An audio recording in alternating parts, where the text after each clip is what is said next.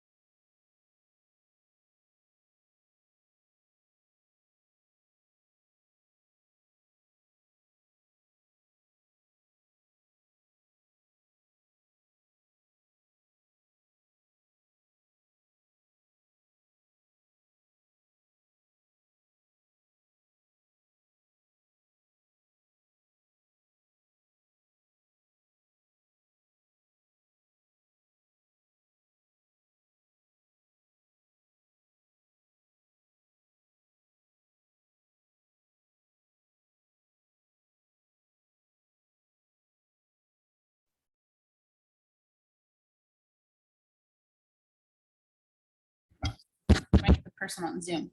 I particularly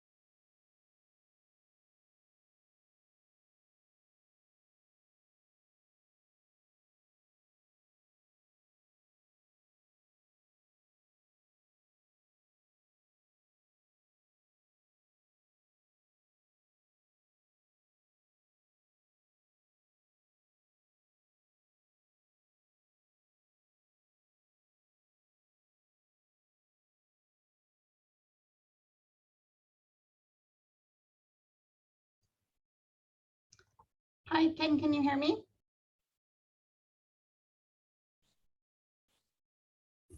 I can hear you. Oh, great. I can hear you as well. So that's perfect. So it's all connected. So then don't worry about the exclamation point you see there. So I can hear and see things just fine. Okay, sounds good. I'm gonna go ahead and mute. I'm gonna mute this and then I'm gonna go prepare the packet. Okay, I'm gonna exit this meeting. While you're there, you might want to, the meeting starts in 20 minutes. So you might want to prepare, get the stuff printed and get a script or something going, getting your commissioner names plugged in. You want me to do that so I can show you what it looks like? Can you please? Yeah, go ahead and get the copies printed, okay? Yes. What did you say? Go ahead and get the copies printed. Yes. Okay. Okay.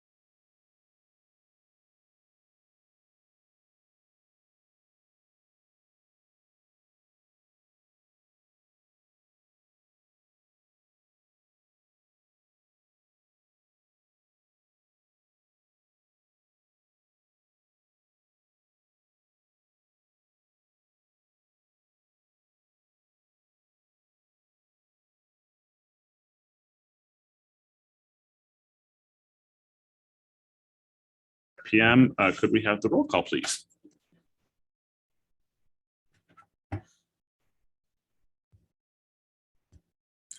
Commissioner Blake, Here. Commissioner Cordaway, Present. Commissioner Moore, Here. Vice Chair Walter, Chair Foltz. Here. Excellent. We have full house today. In your packets, we have the April 27th minutes. Hopefully you guys have had a chance to look through them. Are there any additions or corrections? I have none. None. None. All right. Do I have a motion to approve? I'll make a motion to move the minutes on April 27th, 2022. Okay. Do I have a second? Second that. Any discussion? All those in favor say aye. Aye. Aye. Aye. Any opposed? Excellent. All right, we have oral communications reserved for individuals wishing to address the board on matters of community interest not listed on the agenda. I do not see any community members here, except people are on the agenda. So assuming we don't have any. So we'll move on to board staff announcements. If I can quickly introduce our new planning administrative analyst, Ken Ramirez. He's helping out with some clerking duties as well. So thank you, Ken. And Dusty will actually be leaving the city. So this will be the last time that you are seeing her.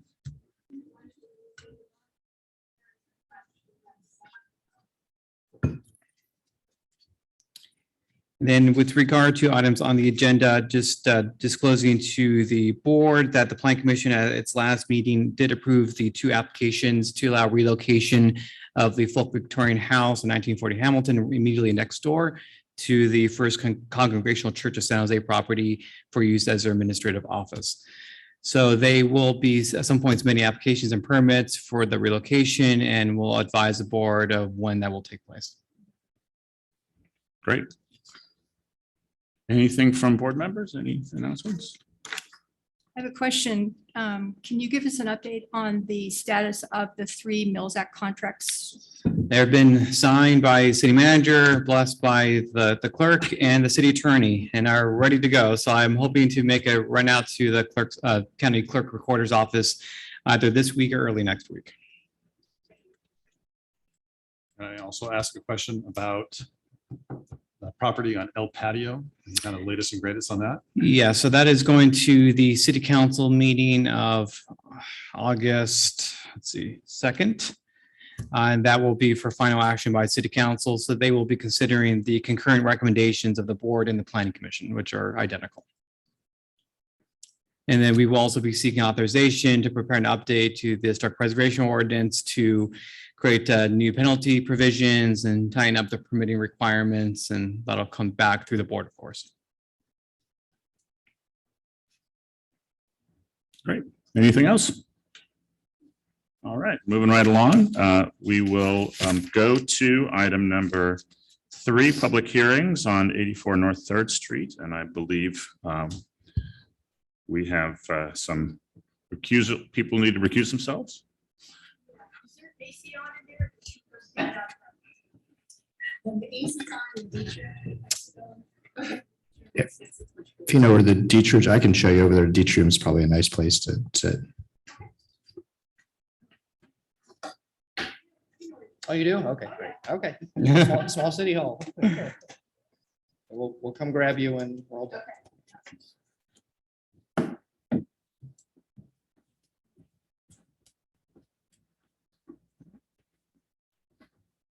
Just can't forget, I recused somebody in a board I was chairing and I forgot to go get them. And halfway through the meeting, we're like, oh shoot, we gotta go get Sandy back. All right. All right, so let's open a public hearing on 84 North 3rd Street, Tier 1 Historic Resource Alteration Permit. Would you have the staff support, please? So this is an application for a Tier 1 historic resource alteration permit to allow minor alteration to the J.C. Ainsley House number 1, which is a landmark property located at 84 North 3rd Street.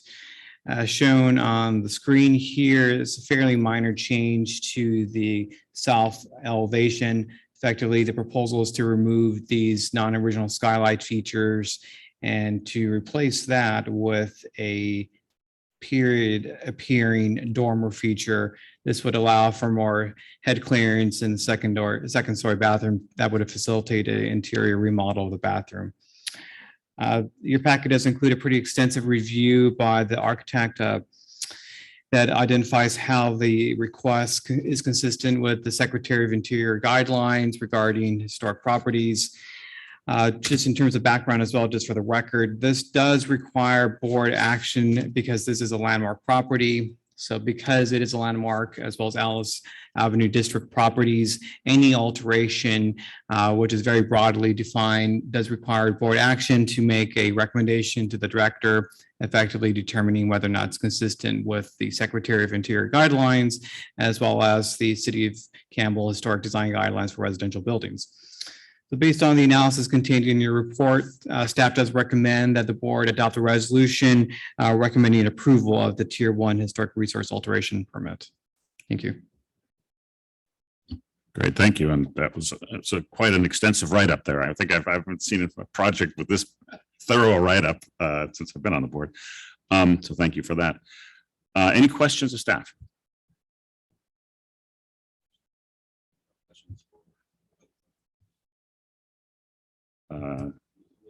Okay, well, I just want to make sure I was doing my timing correctly. Those when we go into after discussion. Understood. Okay, then I will wait till that discussion. Okay. I want you some questions for your input. All right, if no questions of staff, we'll open the public hearing. Would anyone from the public like to present?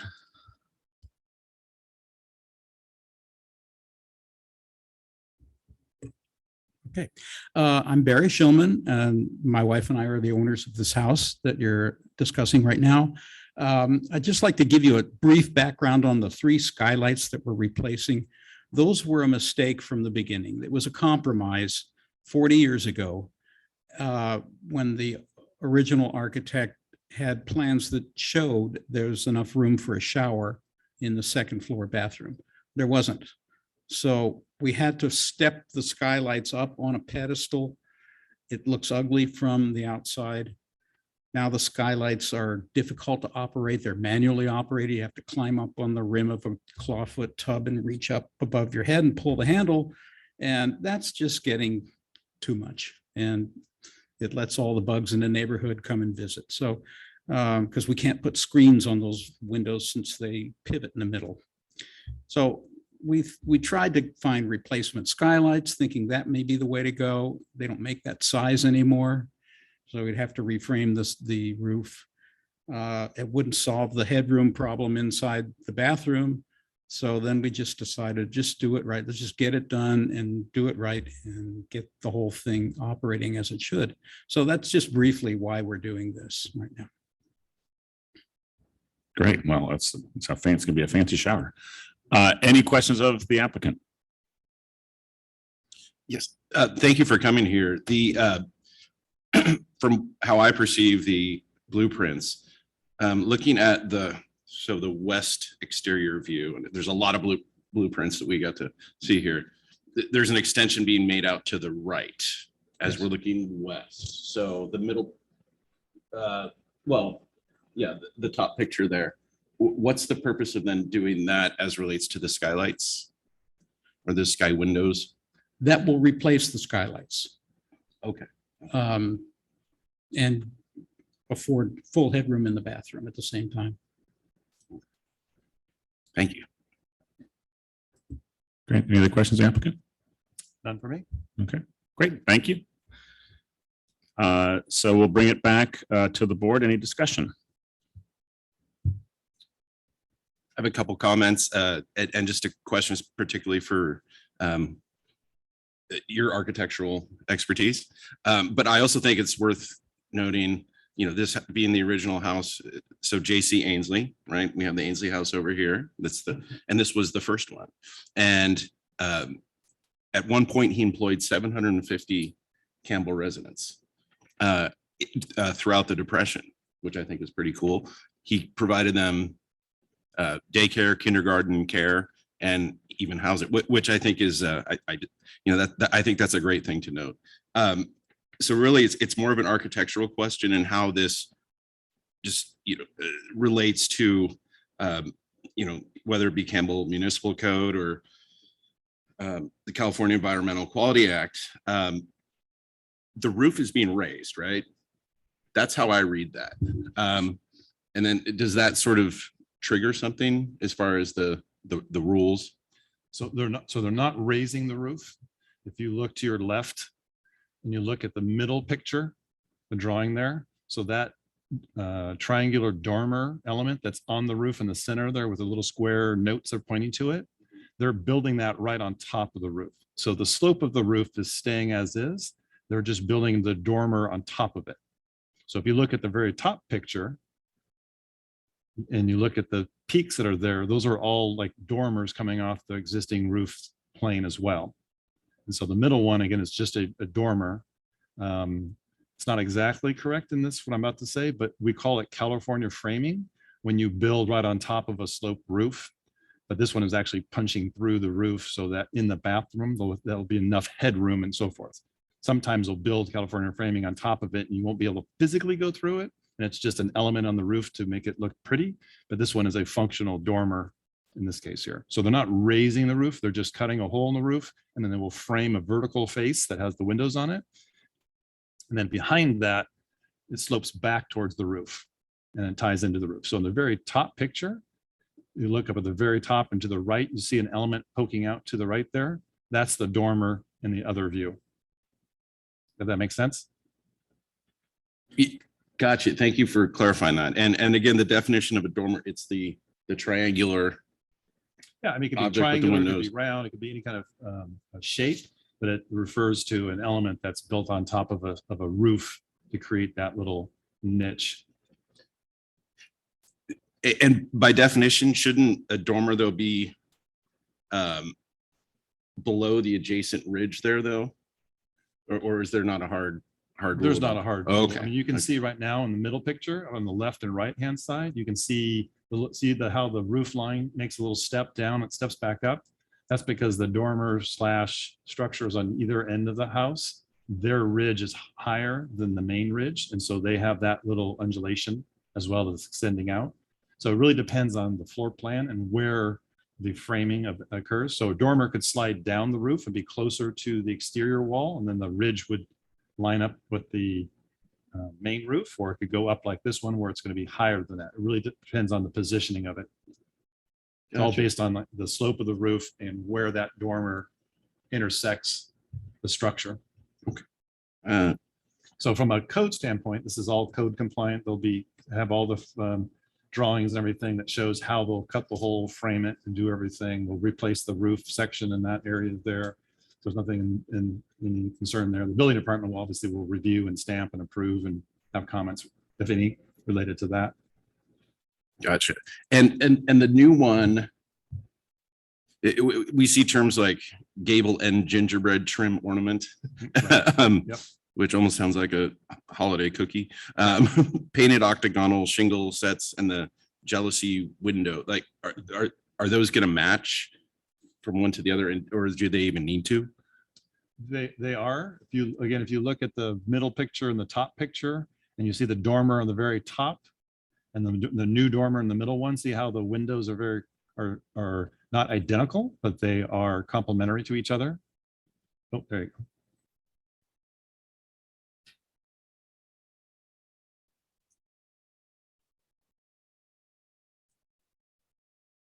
There's a closer view, so you can see how they complement each other, but they're not identical, because the windows in the upper one are lower in the vertical element. So there's a larger pediment that's above it. In the lower picture of the new dormer, it's not as tall of a dormer, so the windows are closer to the ridge line. But their style is complementary to the other ones. Thank you. Sure.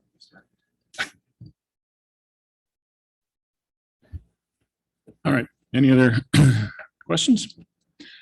None for me. Great. Do I have a motion?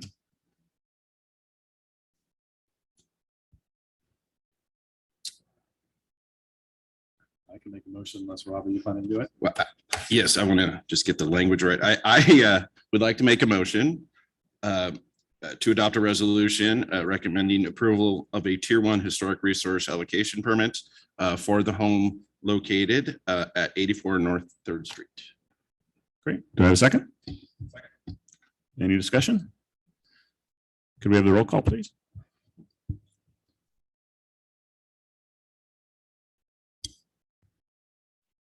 Commissioner Blake, Commissioner, Vice Chair Walter, Yes. Commissioner Corwin, Yes. Chair Folks. Yes. Excellent. Passes 3-0. Thanks for coming down.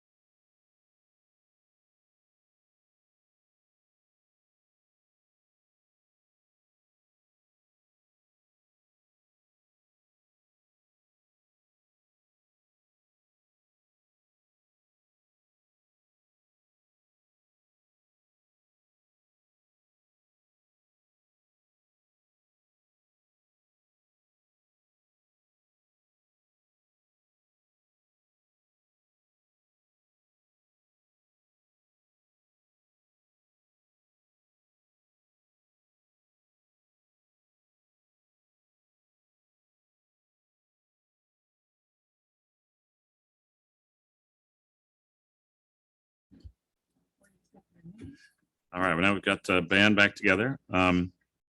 Let's move on to new business. We've got a discussion of the public outreach strategy for the California Earthquake Brace and Bolt Program. And there's a staff memorandum in your packet. Sure. This item was is brought forward by Board Blake's request. Just an opportunity for the board to discuss if and how to publicize the state's earthquake brace and bolt program that provides $3,000 grants to homeowners to seismically stabilize their homes. As I noted in the memo, some cities have websites. The state also has marketing materials that can be used by the city. So just an opportunity for you all to have that discussion, and if want to take any further action, we can document that. Thank you. COVID, I did that program. They had been sending me emails for quite a while, and I'd looked at it and gone back and forth. But when I was home, I decided I'd go ahead and do it, and it worked really smoothly. I got the work done, and they reimbursed me that $3,000 really quickly. It was great. Super well done. And the guys that they sent out to do it were meticulous and did a great job. So it's in my long list of COVID activities, and I'm happy with it. They did a great job. One question I had related to it. I know that when I was living in San Jose, there were lots of people who were doing this to their homes. And there was a sense, at least in San Jose, and I don't know if it's true in Campbell, that there was a whole lot of red tape and fees associated with getting it permitted versus just doing it on the side, which so a lot of people were doing that. Is that true here? Shouldn't be. It's a fairly straightforward and fairly expedient permit process for something like this. I believe the state also provides some basic standardized plans that can be used by some homeowners as well. The state company did it. I don't even remember it being a problem. I would have remembered if it was antagonistic in any way. It was not. It was very easy, and there was no extra red tape or anything. The reason I brought it up initially was because I don't think very many people are aware of it, Mhm. of its existence. And I thought that it would be a good outreach for us to advertise to the community. We have an awful lot of older homes. So, yeah, the PR, you came up with several good suggestions, Daniel. I have no issues with any of them. Whichever one would be most appropriate. It's only offered, I believe, once a year. And so it's closed for this year. So we can decide when we want to advertise it or how we want to advertise it and when we want to advertise it. I'm assuming it's something we can easily add to our website right now for everything else that we link.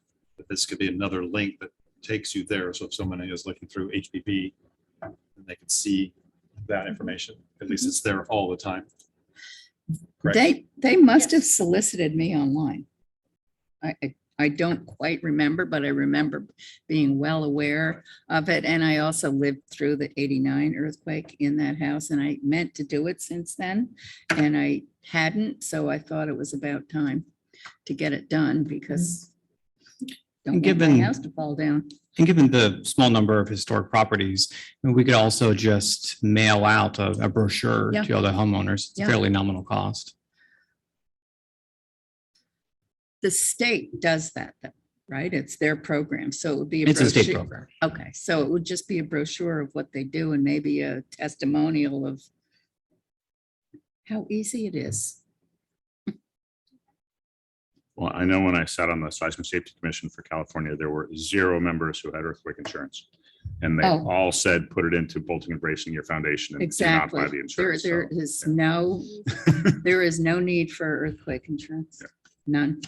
but they're all about the bolting, bracing and Yeah, sharing, exactly. and really just strengthening your Especially house. if you have a wood frame house. Yeah.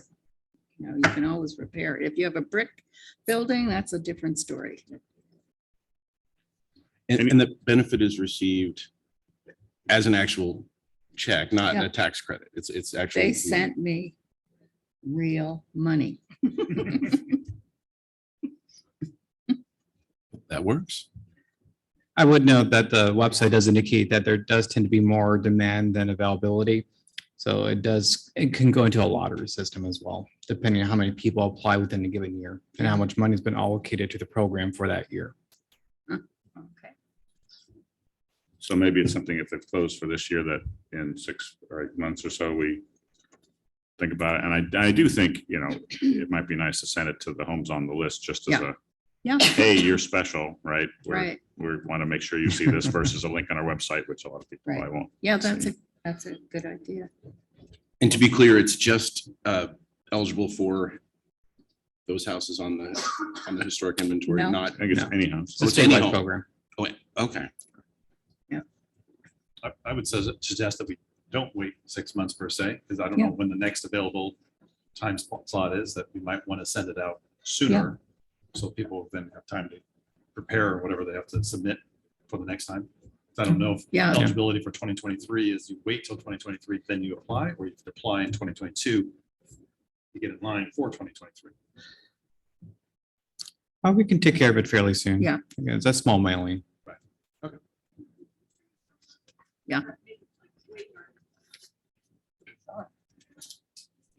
It's a flashlight. Oh, it's not down. It is. Are commercial properties eligible? If they were strictly homes? That's a good question. I don't know. I didn't hear your question. Are commercial properties eligible and not just residential? I don't know. I believe it's primarily residential. Okay, well, then we will prepare a city website, link it out to the HPP website, and then prepare a mailing to all the HRI homeowners.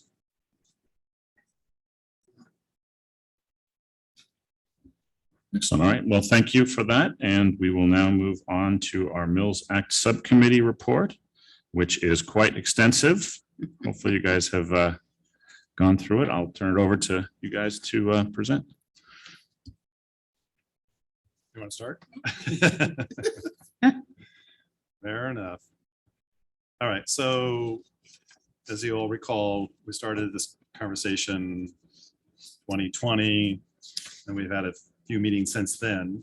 So what I've done is in the attachment in here is this is the original document that Susan and I created that kind of broke down the different categories that we were looking at based on the current contract agreements, information, as well as various cities that we looked at to see kind of how we wanted to meld everything together. So within each item, to try to make a little bit of a history here so we can follow it, there's a date and then information past the date of what was discussed both at the meetings as well as when Susan and I met. And so the bold date and bold item underneath each item is the latest item. And I'll go through each one individually, but if you see something that says item closed, no further discussion required, it's because we've already talked about that item, then there was nothing more that we needed to discuss. However, if you want to see something, want to bring it up, we can. So we obviously, Rob's a new member of the board, so he might have not, obviously was not part of some of these discussions, so we can talk about them briefly if we want to as well. But I was planning on just to kind of go through them, and then there's attachments that we were associating with each one. So with items 1 through whatever, then the attachment, I put a number next to it so we knew which that attachment is, and those are suggested write-ups, outlines, whatever for that particular category. And the idea today is to kind of go through all of it, get everyone's input, and then we can discuss the next step of how we then take this kind of outline document and start to synthesize it into a more streamlined, final, updated version. We talked a couple of board meetings ago about whether Susan and our intent was not to go in and write up a whole component for each item, but was to try to grab the big picture items of what we thought from ourselves, from the board, everybody would be appropriate for the revised section. And then the idea there is that with Daniel's assistance is, do we keep writing those in more detail, or does that now need to go to legal to then take original Mills Act outline contract, et cetera, and massage it based on our input? And then that is then further developed.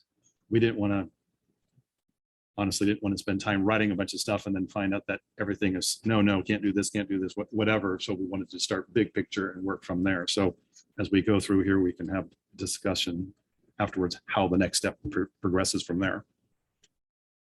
So before I go into individual items, is there any big picture questions from anybody? And for the record, we're starting on page 20 or page am I on? 39 of the agenda, correct? That attachment? 39. Okay. Yep, exactly. Okay. So item 1, fees. We talked about the fee and everything. It's outlined up above. So unless someone wants to bring it up, we kind of just discussed that. It's really kind of it really needs to be generated by the city in terms of the effort that they think it's going to take, and if it needs to be changed. So we're leaving that as is. Application deadline, we talked about that we could have them appropriate due date, et cetera, et cetera. Item 3, frequently asked questions. So here's the first item, that see attached revised list. So if you scroll down to, that would be item 3, which is page 45. It says number 3, Mills Act frequently asked question. So I'm going to pass it to my partner over here. Page 45.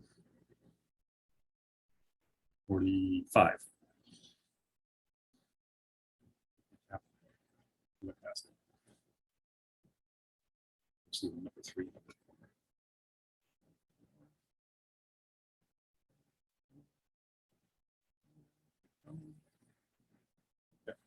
Yeah, so let's start.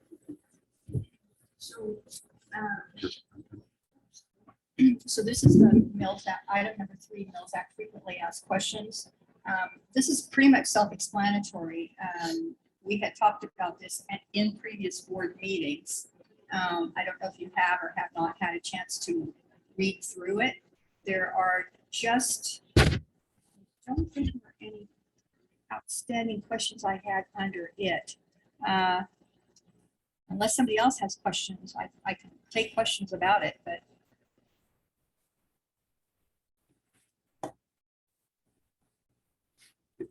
If this is a document that's going to be made or an iteration of it made available to the public, would it make sense to quantify the tax savings? because the term that's written is a significant, substantial property tax reduction. Is that worth quantifying? Probably, that has been crunched, and so I didn't want to make it specific. I mean, our current application package does have kind of an example illustration of how to calculate a particular homeowner's savings based off their current tax base. And maybe if I could just also just from a broader perspective. So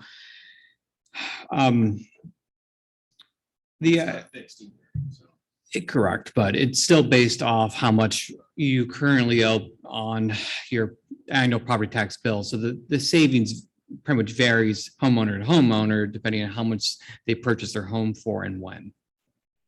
But the idea of this is, so board member Cordova and I still need to connect regarding the audit.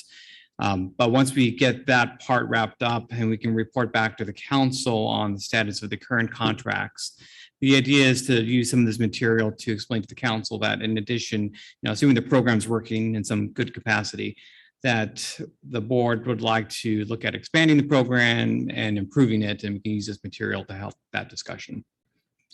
And I think we can also do is, once we kind of have the audit information, is it probably wouldn't hurt to put in here that we can give some examples and say, if your house is valued at X to X, so if we say house is valued from $500,000 to $1 million, you could see a tax savings of X. If it's $1 million to $1.5 million, it's X, $1.5 million to 2. So we give them kind of a sliding scale range, which would be helpful because the whole idea of this is to get people motivated. And so if they see, hey, that's what it is, rather than having to wait to do the application, fill it out. So maybe we can do something of that where it's gives them some indication. I think that could be helpful. In fact, that was kind of one of the discussions that Susan and I had related to the audit side of going back to the city council, was giving them examples of properties, tax savings, et cetera, so that the city could see, oh, we're thinking we're losing millions of dollars in revenue, when in reality, this is how much you've actually been losing based on various price houses, things like that. Okay. Any other questions? Obviously, this is a living document. So after you've had a cocktail or two one night and you're thinking about this program and say, hey, I've got some ideas, shoot them out here. We can always add them and include them.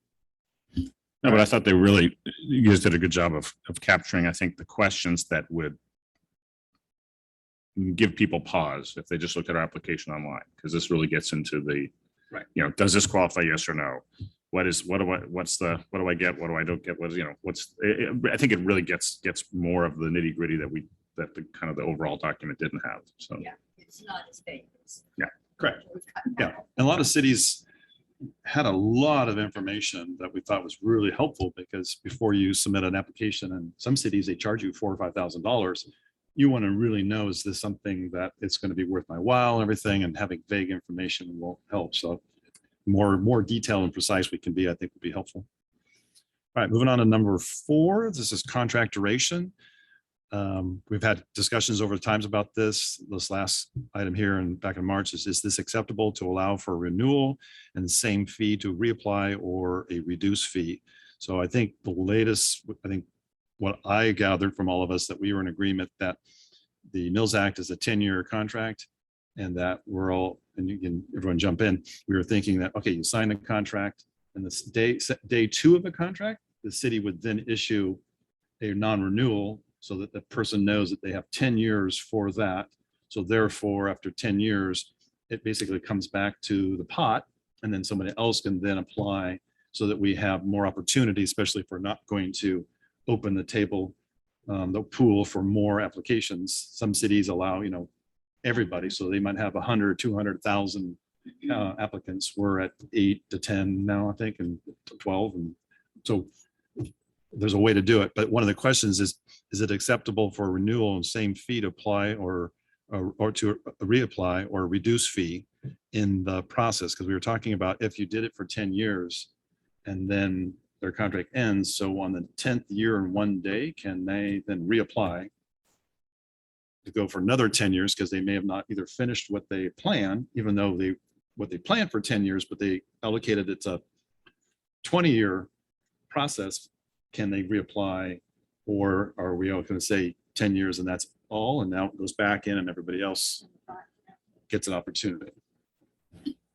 I mean, the way I've thought about that is we want as many people to take advantage of it, but there could be some projects that are going to require so much work that we're going to say, hey, we'd rather that individual applicant get another 10 years because there's so much additional work to do on the project.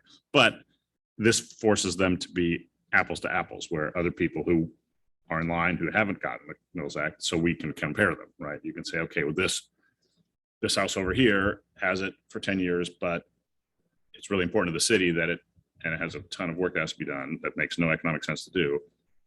But this other applicant, hasn't been able to benefit from that, and they really want to do things on that house. And then at least you have, you're not doing what we've done in the bubble, which is we just approve one person who brings us what might be a mediocre project, but it's the only one in front of us, right? So. Well, we're in a little bit of a tough shoe, like we were saying earlier. We don't have those many applicants available, or the actual Mills Act available. So we're kind of carving our Mills Act contract and everything with the idea that we're always going to be limited to who can apply. Most cities don't have that. Right. And so they don't have to put in the restrictions necessarily. It's like, if you apply and you are qualified based on the criteria, then you get it, and then they can decide one by one if they want 10, 15, or 20.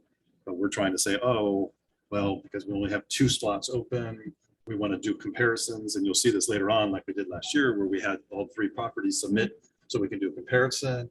I'm hoping at some point we're not doing that, and that we have more available, so that everybody who applies, if they are deemed qualified, then they get it, and we don't have to put themselves as well as the board in an awkward position where we're basically picking who we want to play So first. why are we limiting them? I have a question that goes with that. Are we adding historic houses to our inventory as they come up over time? And do we have more than 130 properties total? And do we want to see those preserved? I mean, those are the questions in front of us. We're looking at a finite number of historic properties. Why are we limiting it if we want those historic properties to be preserved? It's because We have a very limited city history. Council is limited for us. Right. So Yeah, but I think the hope is, and I think my guess is the council is going to be much more interested in there are 10 homes, and we're going to give them a 10-year tax benefit to fix up their house, and all 10 get to share in the benefit, as opposed to one home gets it for 100 years and the rest don't get it all. My hope is that with that kind of system, they're going to say, hey, we should have more of these, because they're not really, the current system is a winner and a loser, right? And this to me is you can have a lot more winners.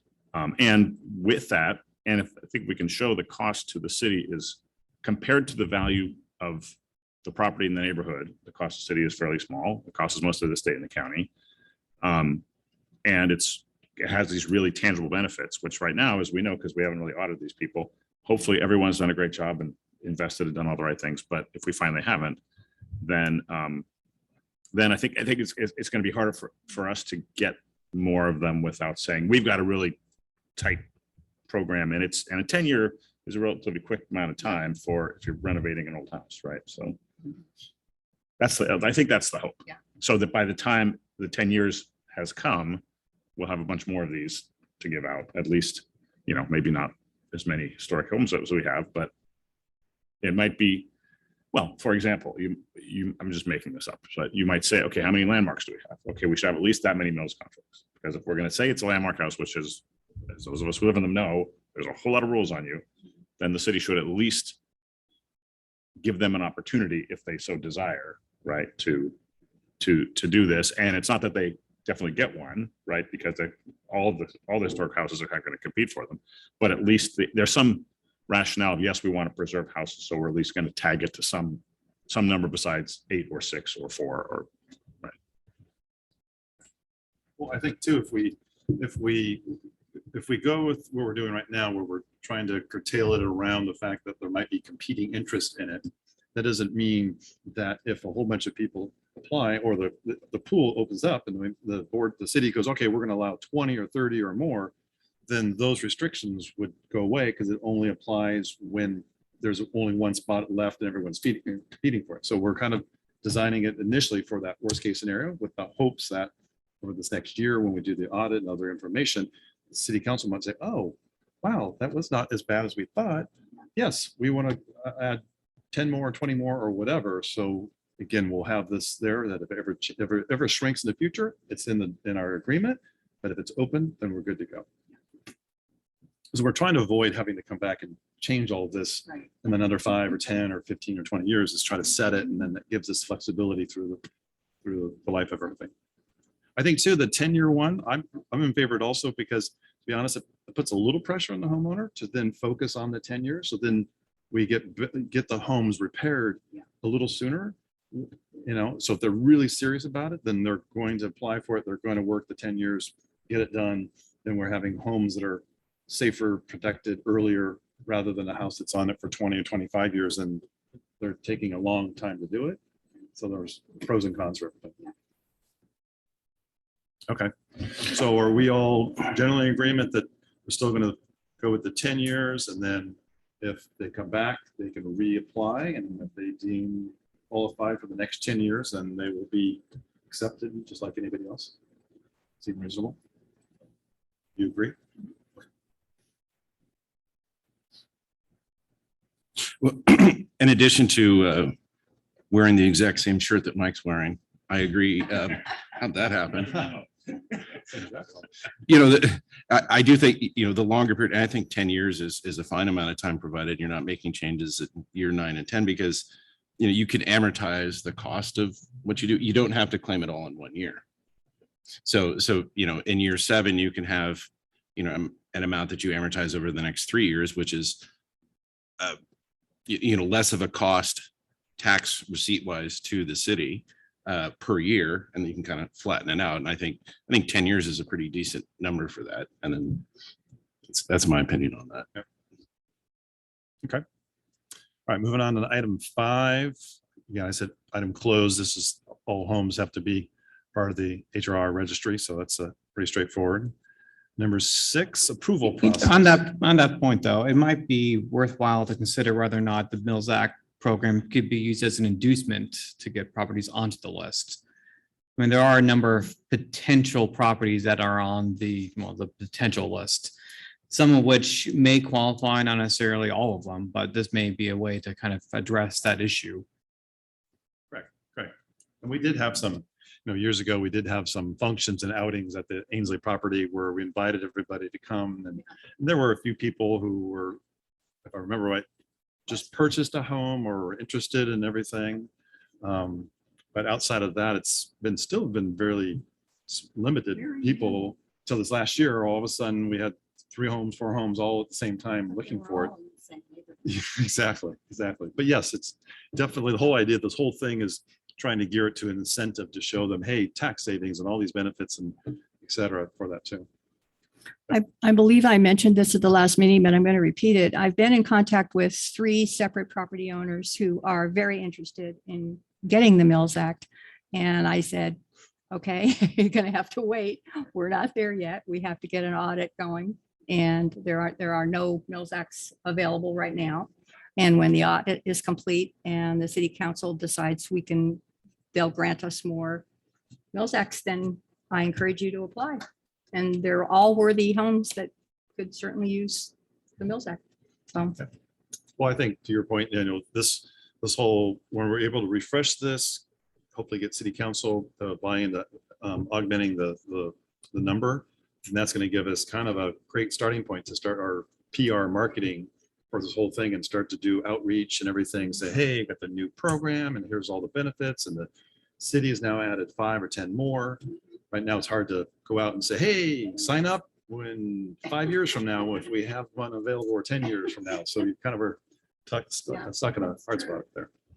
Well, and as I understand too, the Mills Act really matters when you're a new homeowner. Because if you're under Prop 13 and assuming prices have gone up, your Prop 13 kind of protects you equally to the Mills Act. So it's kind of, if you had your house for a while, it's kind of 6 one half dozen the other. Yeah. Yeah, the frequently asked. Yeah. And I think what happens is, at least since I've been on this board, we keep seeing people who buy a house in Campbell and it's on our list. And the first thing I want to do is take it off the list and demolish it. Right. And so, right, to me, if we had this at the ready, like, hey, don't demolish it and don't try to get off the list. Here's this thing. And we have enough. So it's actually a benefit, not a Yes. pie in the sky benefit. Exactly. Yep. Totally. A lot of people don't know about it, and it would be nice to be able to offer it and sell it. Oh, thank you. It does make a difference. It makes a huge difference. It makes a difference between wanting to demolish it and not wanting to demolish it. It also helps people who do love old houses to buy an old house and fix it up, rather than buy an old house and apply for a demo permit.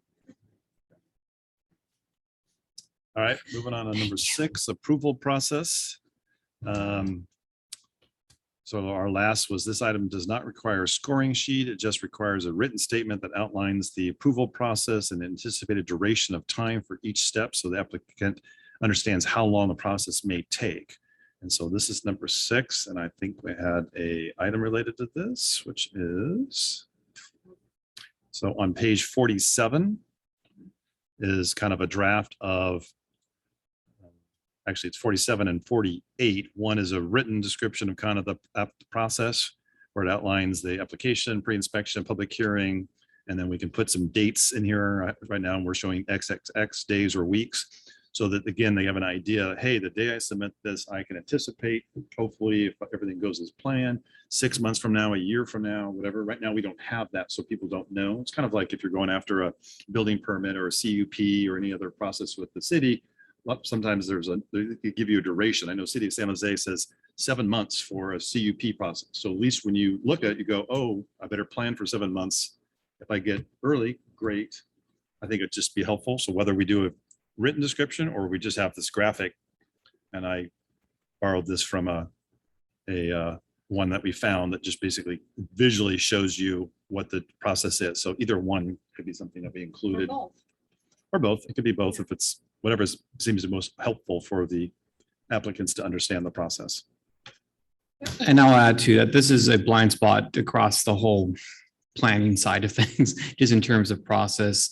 I mean, this is something that we've discussed internally of trying to be more illustrative of what that planning review process looks like, the time between hearings and which bodies you need to go to, because it is not very clear for the layperson. So we do recognize that as just a general fix we need to address one day. You guys can borrow this if you want. And there's no license on this. So I don't know if anybody had any questions on this item. No, I think it's good. I know that just because of the way calendaring works, right? It's like, you know, oftentimes the planning commission will meet right behind us. And so like, if you get through us and you got to wait for the next one, and that takes a while, and they wait for the next city council, and it's a long process. And I don't know, and this is really up to those other two bodies, but, you know, I mean, obviously the council makes the ultimate recommendation, but if the planning commission were more of like you're on a consent agenda, absent somebody pulling it off, or something where it's just like I just, because this to me looks like, oh my gosh, I'm gonna spend 6 months waiting around for this piece of paper to go through the process, and it'd be nicer if there were a faster way to do it. But I mean, again, that's kind of beyond our control. It'd be nice if, I mean, it just seems like there's a lot of scrutiny for something that hypothetically we have it ratcheted down so much that that seems to me this board really is the one making the recommendation, but is doing the work. And the other ones to me should be pro forma, right? Unless we do something wrong. Yeah, like, I don't, to be honest, if we, in all the previous ones where we say, yes, the Mills Act is great, we recommend it going on forward, I'm assuming most of the time planning has basically rubber stamped it. There hasn't been a lot of scrutiny from their side, right? Sorry, from the city council? No, from planning, when it goes to planning. Well, planning commission actually has no role in Mills Act review. It goes directly from HPB to city council. It just goes from HPB directly to city council. Right. Well, this number 4 can be taken off your list. Yeah. Yes, exactly. Yeah. I thought there was a planning step in there that had to go to planning. No, that's to get on or off the list. That does for involve just the planning Mills commission, Act. but the Mills Act itself, the way it's currently structured, it does not. All right, so you just saved a step. There we go. Just did it. Perfect. Right, boom. All right, so we'll say remove.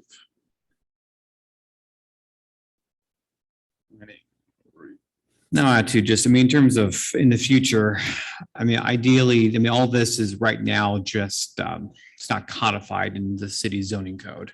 Correct. So the procedures will in the future be codified, so it'll be very clear who requires what review process, and maybe we can look at ways to speeding that up in the future. Okay. All right, moving on, item 7, requirements, conditions of approval.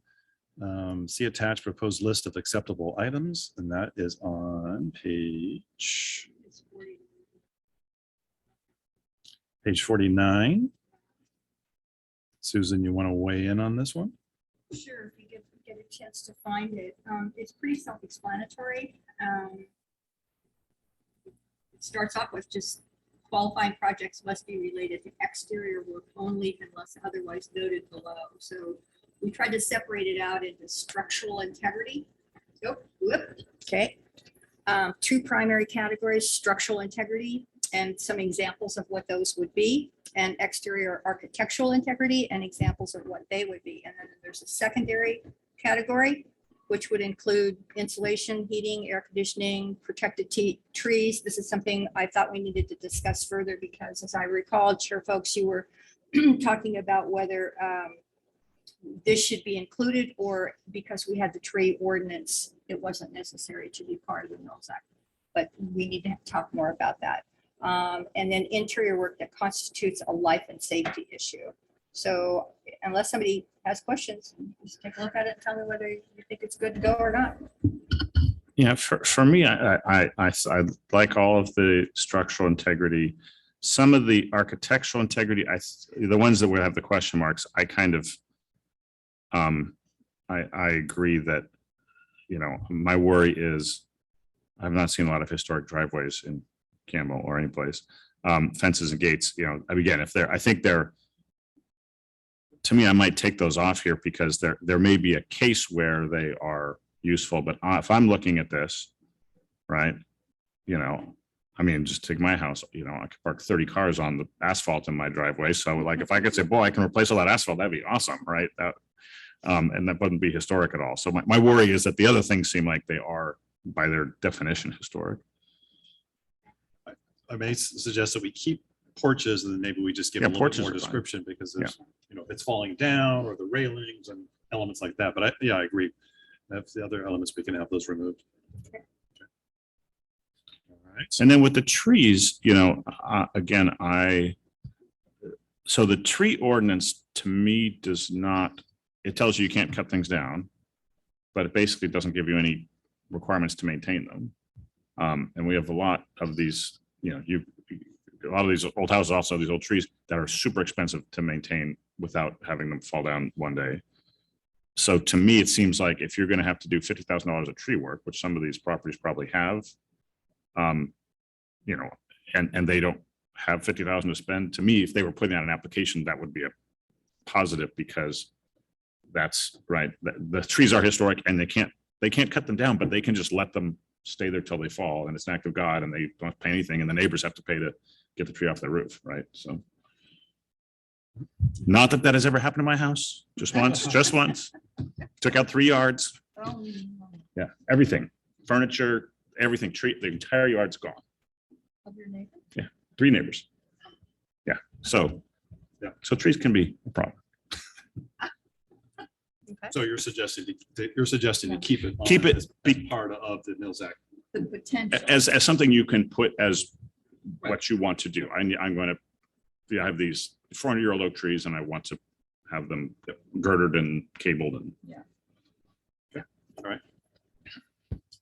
All right, moving on to item 8. Item 8, priority consideration. Develop priority items 1, 2, and 3, and I don't know why I have that. I thought I did something on there. Let's see. I don't know.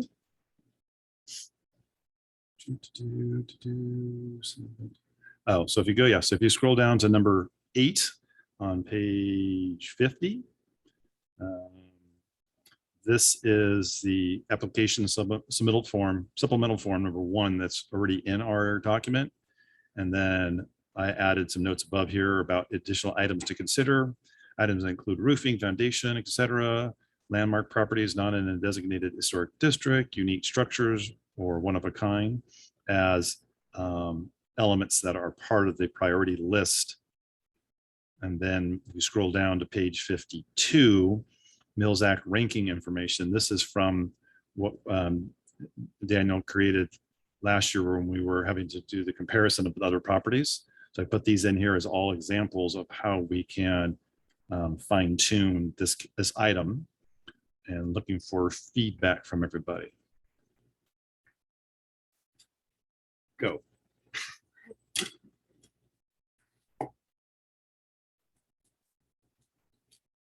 Now, again, as I was saying earlier, this is more geared towards if we, I guess, we can use it for 2 ways. One, if on any normal occasion where we have multiple applications available, we're still using as a priority to see, hey, do they fall into what we're looking for? Yes or no, as well as, hey, we only have 1 slot open and 5 people have applied for it. Then we would use this in a more kind of stricter fashion to do comparisons like we did a year ago or so.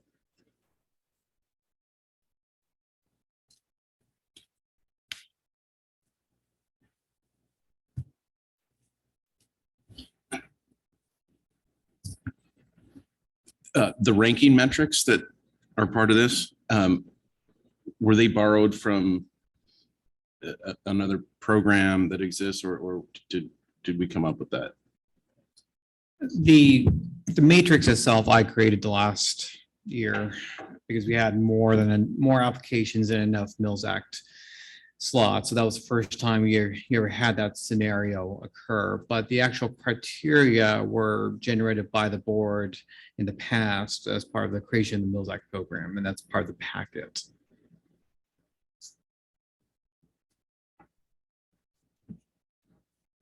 If you look at on, so like I said, on page 55 and 51, those are from the current Mills Act Property Tax Incentive Program. And then on page 52, the criteria, this was what Daniel synthesized for last year. And we had this criteria with points because we were trying to figure out points. So down on the bottom of the page, you see if you get 90 to 100%, you get X amount of points, et cetera. And that's how we kind of did a comparison. But the topic of each one, if I remember right, those 4 topics were still the same that was previously in our Mills Act. We just then turned it into a criteria point system to then do that. So we were trying to make sure that we weren't creating something totally new for the applicants to say, well, wait a minute, you're changing the rules. Kept the rules, we now just tried to make it in a more streamlined fashion. So then on page 53 was the same thing. It's just now in a chart form so that we can put in our points when we were scoring everything to show what we felt each property was. And then we had a meeting and we compared all our notes, and then we said, oh yes, we all agree. And that's how we selected the applicants. Yeah, so to me, the 52 and 53 are more board facing than public. And if we want to have them on the website so the public can see what we're working off of, that's fine. I'm trying to minimize, the applicant, there's a lot of paperwork here already, right? So I'm trying to kind of, so if you give them transparency to this, but you say this is what the board will be using as a guideline, right, then hopefully when they're doing their applications, they'll read through this and say, oh, I need to focus on these things. Right. I'll offer too, though, that, this spreadsheet was necessary because the current program is a bit open-ended. It's very broad in terms of what's eligible. And so you had applications kind of touching different pieces of it. So we needed some way to objectively review all those applications at one time. But if the future program is more prescriptive, which is kind of what the earlier discussion was alluding to about tiering specific improvements, it probably is less necessary to rank them this way, because you now are saying, well, these things are the most important. So we've taken the universe of potential improvements and very much narrowed it down to those critical structural life safety aspects. So I'm hoping in the future, we won't necessarily have to engage in that level of kind of subjective decision-making as we had to last year. And like I said, I agree, we might have just language that says if at any point in the program, if more applicants are vying for spots that are less, that the city uses this system, Ranking blah, blah, system. blah, and it's an appendix. So it's just there so they can just see, so they're not, oh, surprised day one when all of a sudden they're competing against their neighbor and they see this chart, they're like, where's that come from? That at least it's all transparent. Awkward situation.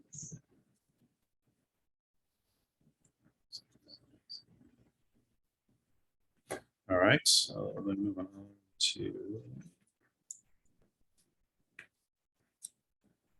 Number number 9, rehabilitation maintenance work plan, develop work plan outline similar to the document the city gave to the current Mills Act contracts to fill out for the audit. This is on page, go to page 9, which is or item 9, page 54. This is just an application of supplemental work form that just shows the work task, type of work, year commenced, everything that they're supposed to provide. So again, we can tweak this plan as this form as we see fit, but it's to provide all that information so that we in the city can see what they're planning on doing. So this is on the audit side after, or this is the before side? Application. It's part of the application. Yeah, so this application showing, which they're having to do now. But I know when the audit happened, we sent out, the intern sent out a form, but when everyone submitted everything back, they didn't all follow the form. They did different things. So we want to be more precise and say, hey, here's the form you fill out. Here's the background information and all backup information that you have to provide, et cetera, et cetera. So we have really apples to apples across the board when we're doing the review, as well as comparing it in the 5 years when we're doing an inspection and things like that. So unless anybody has more discussion, we thought that was pretty straightforward of just making sure we have clear documentation. That's I want to give them more space to write. okay. Double space it so that they can actually Exactly. put the work task is going to be hard to fit in that Yes. line. All right, number 10, oversight accountability. Will the city and HPP require a form for this step, or is a description in the application adequate? So this is part of the kind of some cities require pre-inspection as part of the application process. Most cities require annual reports from the owner. We suggest a pre-inspection annual report and photos, et cetera, et cetera. So the question here is just, will the city and us require a specific form for this step, or are we just asking them to do a write-up at each of those intervals?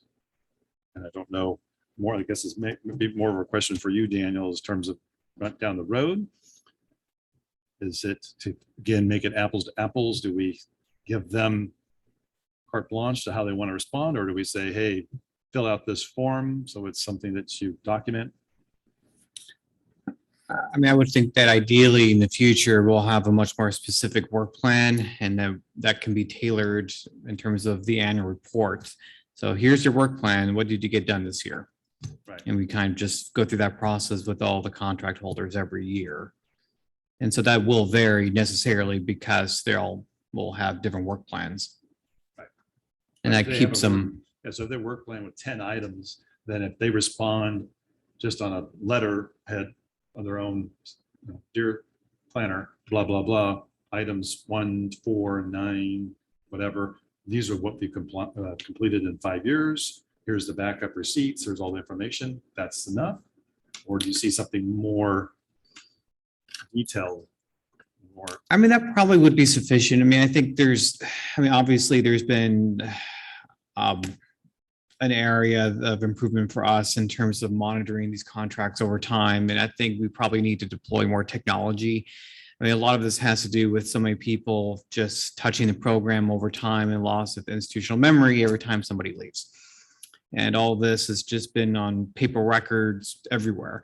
And we cleaned out one of our offices 2 weeks ago. And I found a folder of just Mills Act notes and records dated 2013 that had just been sitting in a cabinet all these years. And so I think we need to get away from that. So we have a pretty advanced electronic permitting system that we are kind of pushing the boundaries of in any number of ways to just help us keep organized and maintain records over long periods of time, well past the tenure of any individual staff members. So I think trying to roll kind of the annual review process into our permit software somehow would probably be useful. I haven't really figured out how we can do that, but I have some thoughts. But I think technology and getting away from just paper will be helpful in a lot of ways. And I'm assuming if you're doing the pre-inspection, a camera's worth 1,000 words of writing, right? You can just say, okay, here's a picture of the roof, here's a picture of the porch in the right part, here's a picture of the windows that are broken. And if you just have those on a server with that application someplace, right, then when you're going back and looking at it there, I mean, that, to me, all the receipt stuff is important to show, show their work. But I do think that here's what the house looked like, here's what it looks like now. In some ways, that will probably meet the intent of this more than anything else. Correct. And as I'm thinking about it, I think our permit software could probably be set up in such a way that the contract holders would have an open permit file that would allow them to upload materials when their 1 year due date comes up. And the software allows for automatic reminders so that when the reminder has been 1 year, the entire planning staff is informed, and then whoever's responsible for it, either me or my successor, would then follow up with the contract holders, and then they can upload materials directly to the website portal. So all that material stays electronic and dated, time-stamped, and we could probably generate reports. I mean, there's all sorts of stuff we can do with this technology. We just need to build it out a little more for this purpose, but we're not there yet. we're not there yet. Yeah, I So mean, is the, I think the administrative side really has to follow the actual program creation, because what we're really talking about is effectively scrapping the current program and rebuilding it. Right. And so that's the legislative effort that eventually needs to get done and approved by the city council. And once that part is done, then it's the actual administration of the new Mills Act program that then will deal with this.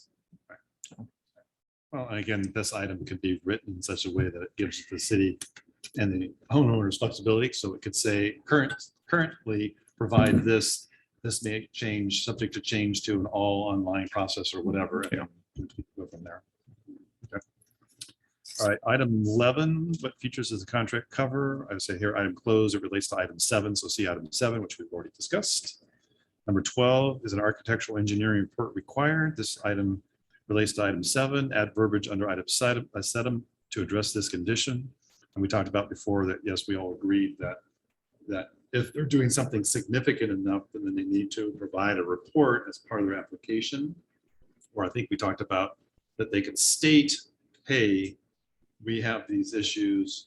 If we're accepted, then we will provide that report. So they don't have to spend $4,000, $5,000, $10,000 to do a report to submit it as part of the application. And if it's rejected, they just wasted this money. So it's giving them, the homeowners a little bit of leeway to do that. But in the end, if the report is required because they're doing foundational work or something, then they can provide that information. I mean, I would point out there's always some degree of risk. I mean, if a homeowner indicates that they're planning to spend X thousands of dollars on a certain amount of work, only to find out it's not actually required, then they entered into a contract where they may not necessarily be able to exercise all this cost savings. So I know it's a little bit chicken or the egg thing, but. Right, and it might be that we, again, in this description, it might be that the owner submits the application, documents as necessary, any information, blah, blah, blah. And then it might be a step 1 application approval process where the city goes, okay, we're approving you, but before we can sign contracts, you need to provide this information. No, not really different than submitting a set of plans and they say, hey, before we're going to give you a permit, here's the things that you need to submit. They submit this documentation. If it's all acceptable, then they send out the contracts and everybody goes from there. So I'm sure that something could be worked out. Yeah, but I'm thinking to Daniel's earlier point about the fact that we're really narrowing the criteria and doing very expensive items, right? I think it's going to be, I'm not worried. I mean, we had people before who were saying, I'm going to polish my floors and I'm going to plant some flowers and I'm going to put a chandelier. Like, we're getting rid of all that. So we're going to have something that's going to be like, I have to put a new roof on, or I have to take all the siding off. That's, or the foundation. So I have a sense that whether you have the architectural engineering drawings or not, I'm not worried about, if the scope of work is that large, I'm not worried about it costing them less in the end of the day, because my guess is we're really going to be focusing on these projects that really are, they need the Mills Act, right? That it will not be economic for them otherwise. But I think if they have it, that's good for them, right? If they have the drawings, that's going to make their application that much better. But I agree with you. I hate to have something where I'm only going to fix this if I get a Mills Act, but I don't want to spend the money on an architect or the engineer until I get it. Because if I don't get it, I'm not going to do the work, right? We'll just wait till the house falls down. Yeah. All right. Move on to number 13, maximum number of contracts awarded per year. We discussed I'd like to increase the allowed number of contracts, but the city will ultimately decide how many will be allowed. So this will be something that's not necessarily, again, I don't know if we need to codify, it won't be codified in this document per se. Although some cities they identify how many, but I don't know if it's in their actual code, if it's more just a description on the website that blah, blah, blah. So it's just, this will be to be determined.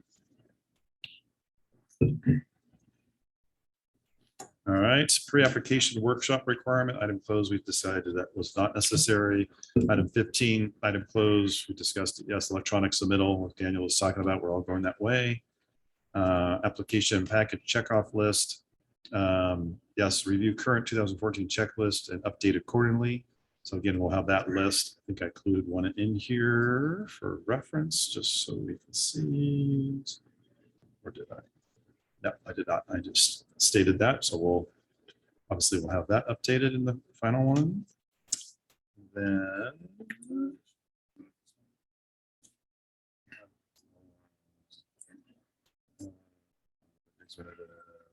oh yeah, I'm sorry. I was looking at the wrong number, 16. You're right. Yeah, so on page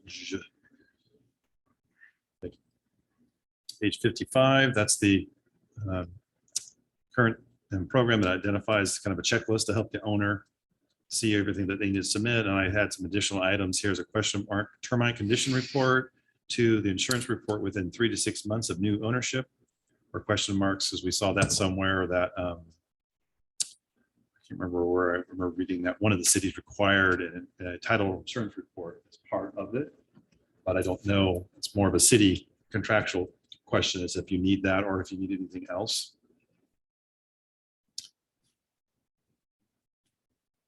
But anyways, that would be a list that we will update and include in the final one too. So that's number 16. I'm glad we're making sure people submit color photographs. As opposed to all those black and whites that people are taking I nowadays. don't know, you never know. What's that? Of the termites, color photos of the termites. Well, no, I was just thought that was, I think that language has probably been around for a while. Yes, on the list. it No, I says, know. yeah. It's like, All right, number 17, attachments. We recommend including the following items, documents, and how we select applicants, priority consideration, worksheet, ranking, matrix, what we talked about earlier. That could be an appendix. And B, project list that includes the cost versus tax savings, similar form that was included in the June 21st meeting agenda. And then Mills Act contract, so that people can see what's in the contract, understand what they're going to be signing and everything for that. And then number 18, other, was include a copy of the Mills Act contract so applicants review this. I have a note here under the 312.22. This is also, should we limit the tax savings allowed per year? City of Oakland has this requirement and it is $25,000 per year. City of Monrovia requires an electrical safety inspection. Should we require this? And the last item I have here, in addition to above, we recommended a penalty to properties in the HR that purposely modify their structures such that the structures lose its historic quality and is removed from the HRI. Similar language should be included in the Mills Act contract. That last one, and we should all know why I put that there from the recent events. I mean, the law already has a penalty provision for a Mills Act contract that's pretty steep. If I recall, is 9% of property value.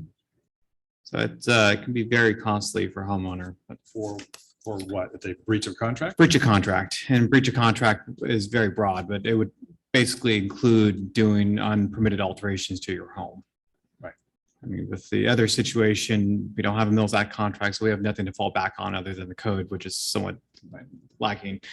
But with the Mills Act contract, it's a much more stringent bar. You are acknowledging that you understand it's a historic house and you can't do certain things without proper approval and permits. And so not getting those permits or approvals would be very much a violation of your contract. Does it say that, or is it more just a breach of contract? Does it get that I detailed? in it? believe it does say that, and I believe it also does indicate the specific penalty percentage because that does come from the government code. Yeah, and I wouldn't put a cap on it. I mean, I don't know why Oakland's doing that, but I think they have a lot more too in Oakland. But I mean, my view is I'd rather have people get a big tax benefit, do all the work, get it done in 10 years and be like, hey, we're finished. Here's somebody else can take this over, right? Especially because the state pays very little of that, right? That's mostly county and state.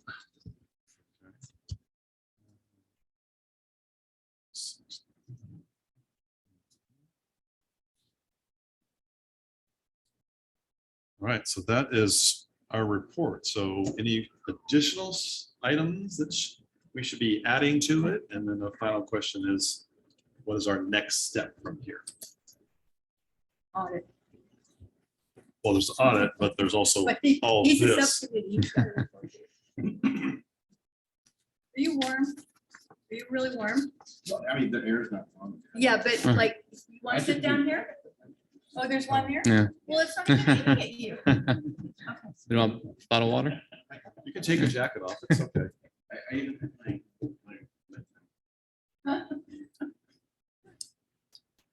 Well, I mean, I think this, to me, this is really, I mean, these are all the things we set out to try to answer. So I guess the question is for Daniel, what more can we do to help get this in a form that's going to be hopefully? I mean, I think I could take it from here, but again, as a reminder, I mean, creation of a whole Mills Act program with creation of an ordinance very much is a work plan item. So that's going to be a prioritization question for the city council. Really a year, 9 months from now, when they are addressing next year's budget, when they set next year's work plan. And as Rob can maybe speak to, next year's work plan will likely involve a lot of major planning code updates. So that'll be kind of a department prerogative and with council approval, whether or not this can be dealt with in the near term. Well, I just wanted to say, I was appreciative that you really took on the role of an acting commission. I staff a lot of commissions at the county. I haven't seen one this active before. So I'd say admirable work for the work you had done. I'd say take it as far as you can, and we'll have to check in between staff resources we have at the council and see where we can go. I can't commit anything at this point, but I was impressed by how far you've taken, and I just keep going at this point.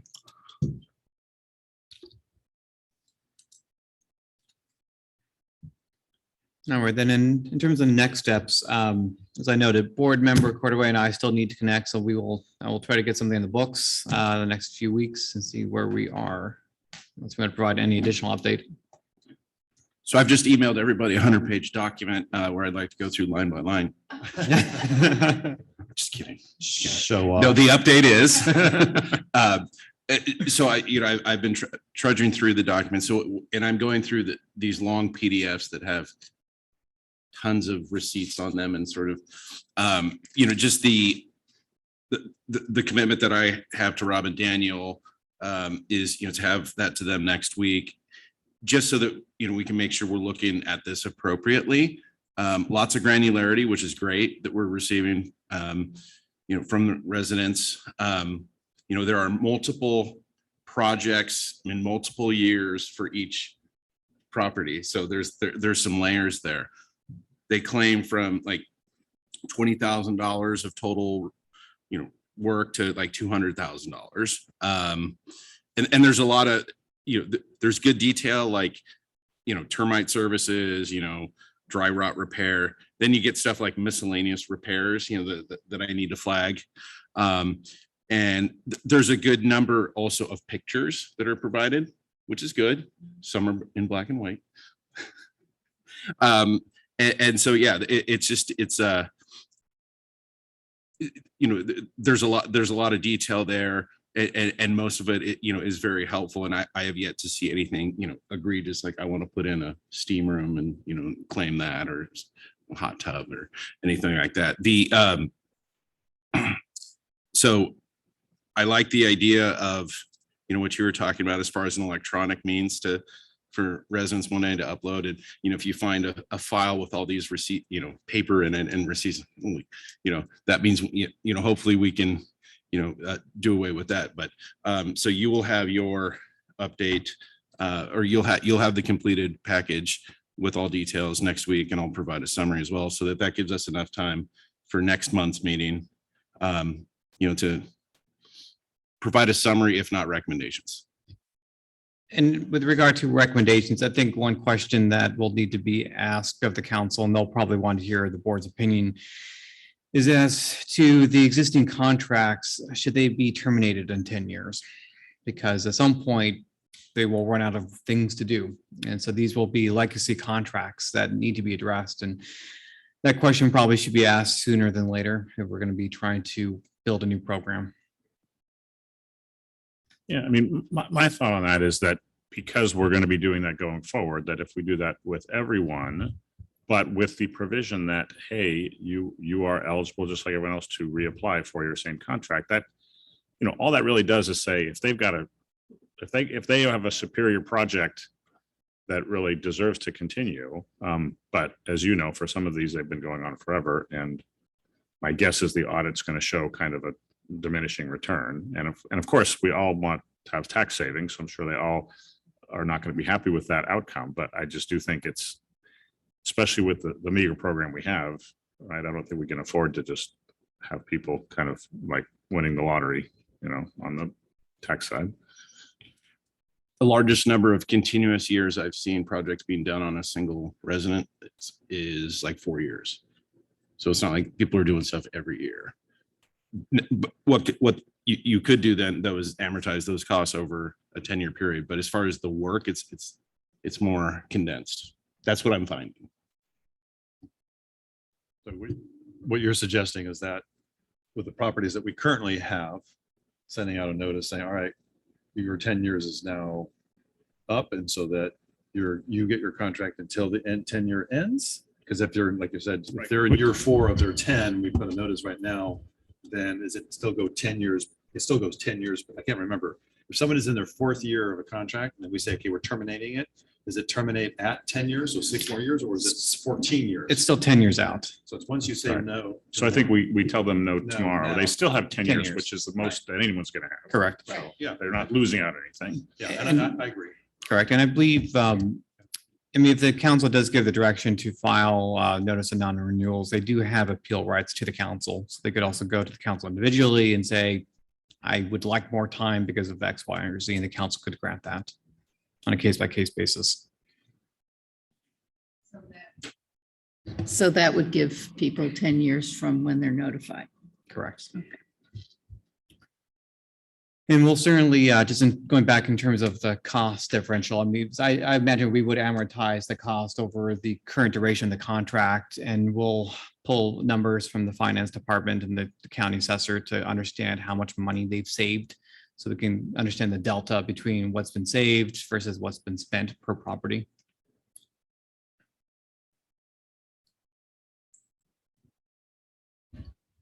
Great.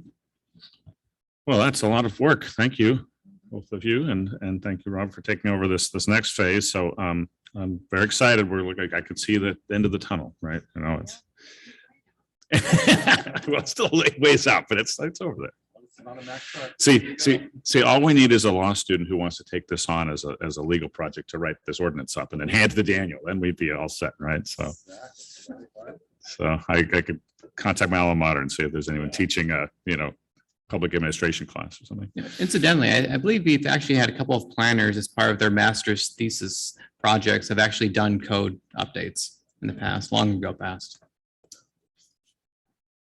Well, it's worth poking around. Free labor is always good. All right. So I think we're finished that item. So we will move to adjournment. Our next scheduled meeting is July 27th, 5 p.m. here. Do we know, Daniel, are there things already on the agenda there, or is it too early to tell? Other than the Mills Act discussion, there are no regularly scheduled items. Okay, great. Okay, great. Well, we're adjourned. Thank you, everyone.